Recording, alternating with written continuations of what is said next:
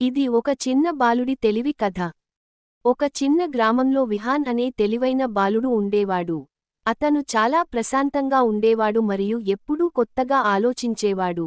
ఒక రోజు గ్రామంలో ఉన్న ప్రజలు అందరూ ఆందోళనగా మాట్లాడుకుంటూ ఉన్నారు. గ్రామానికి కొన్ని రోజులుగా నీరు రావడం లేదు. అందరూ చాలా ఇబ్బంది పడుతున్నారు. విహాన్ అక్కడికి వచ్చి గ్రామస్తులను అడిగాడు, ఏమైంది? ఎందుకు అందరూ ఇంత ఆందోళనగా ఉన్నారు?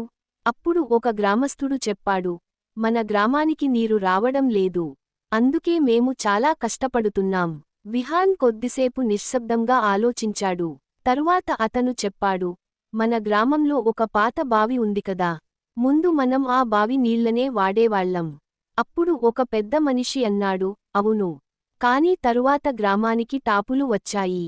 అందుకే ఆ బావిని ఎవరూ వాడలేదు. మరొకరు చెప్పారు, అందుకే ఇప్పుడు ఆ బావి మట్టి మరియు చెత్తతో నిండిపోయింది. అది విన్న విహాన్ ఇలా అన్నాడు, మనమందరం కలిసి ఆ బావిని శుభ్రం చేస్తే మళ్లీ నీరు వాడుకోగలం. గ్రామస్తులు కొద్దిసేపు ఆలోచించారు. తరువాత అందరూ కలిసి పని చేయాలని నిర్ణయించుకున్నారు.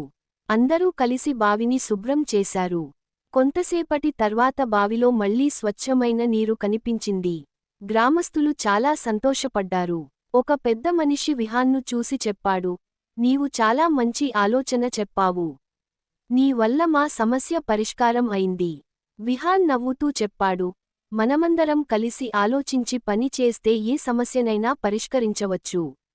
ఆ రోజు నుండి గ్రామంలోని ప్రజలు పాత బావిని జాగ్రత్తగా ఉంచుతూ అవసరమైనప్పుడు ఉపయోగించడం ప్రారంభించారు.